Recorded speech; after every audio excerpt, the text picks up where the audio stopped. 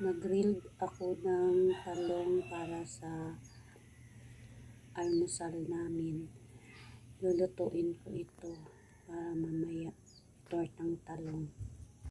Ito naman is minimix ko na sila yung sibuyas, kamatis, at saka paminta.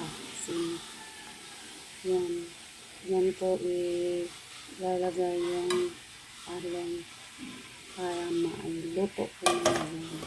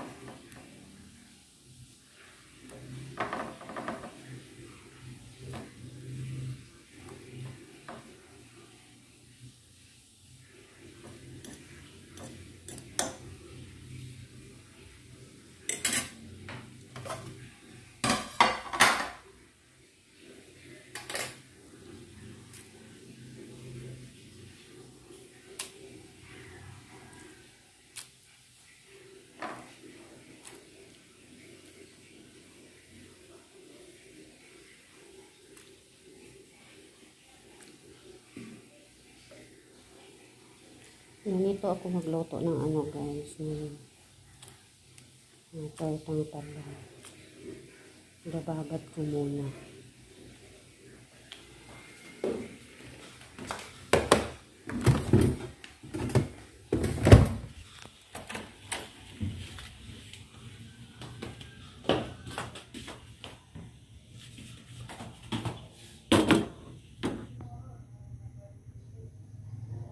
Pasensya na guys ah.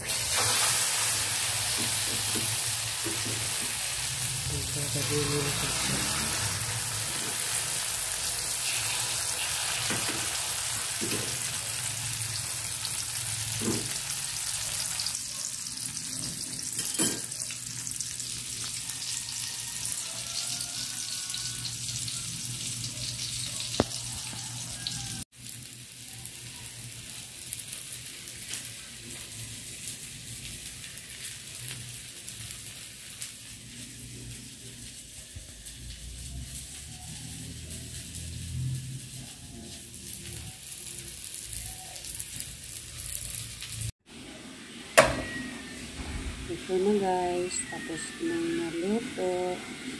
So, luto na sila guys.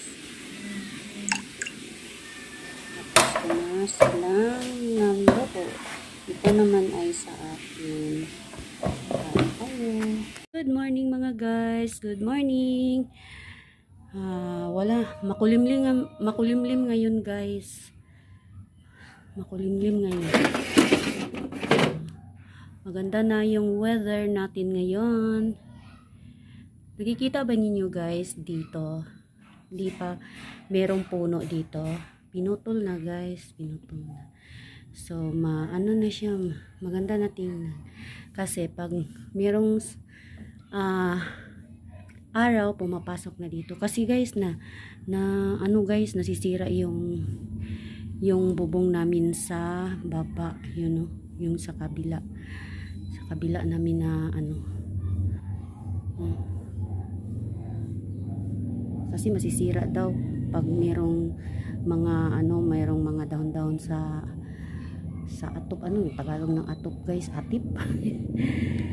So magandang umaga, pero delikado ngayon guys kasi yung Taal volcano is nag-alboroto na naman, pero parang wala namang, parang fogs guys ba, makikisira daw na yan sa sa katawan natin, lalo na malanghap natin. So see you later guys. Punta ako sa baba. Alam ba ninyo guys, Nahihinog na yung ano guys, yung bunga. So pipitasin na natin. Pero meron pa siyang ibang mga ano, konti na lang. Ano na siya guys? Nasisira. Sira na. Meron pa siyang mga bunga konti.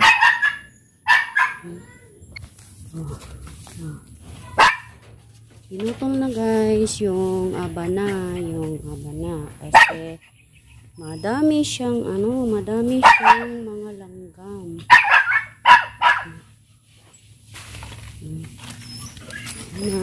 Pinutol na kasi maraming langgam. Nangagat yung mga langgam doon mabil sa atip. Wala na kasi nakakasira yan sa atip. Pati dito guys, pinutol na lang din kasi nasisira din yung ibong natin. Natanggal sa sobrang bigat ng kahoy na yan. Yung kahoy na yan sobrang bigat. Ang laki na kasi niya. So dito is madumi pa. Kasi dito namin tinambak yung mga pinuputol na guayabano. Nalilinisan ko, balik na naman ulit kasi meron talagang mga langgam na kumakagat ba. Yung mangga namin hindi na namin puputulin ito. Okay na ito kasi masarap na ito kasi mangga man ito, diba? So ngayon ito nilinis na makulit yung ano namin. Naghihintay sa pagkain. Gulat mo bibigyan ko mga aso ko. Tabi po, tambak na naman kasi pinutol yung mga ano namin. Pinuputol. Dito na naman sila pero ayos din yan.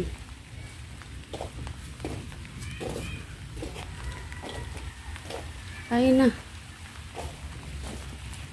Nagpapasalamat ako guys sa husband ko kasi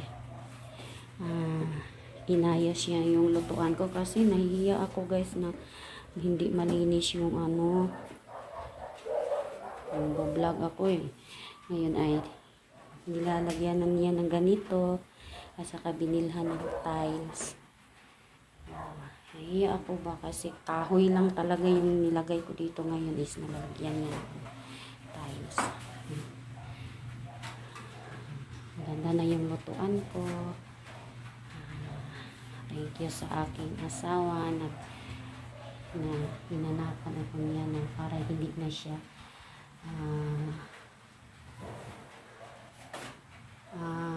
parang malinis na siya tingnan.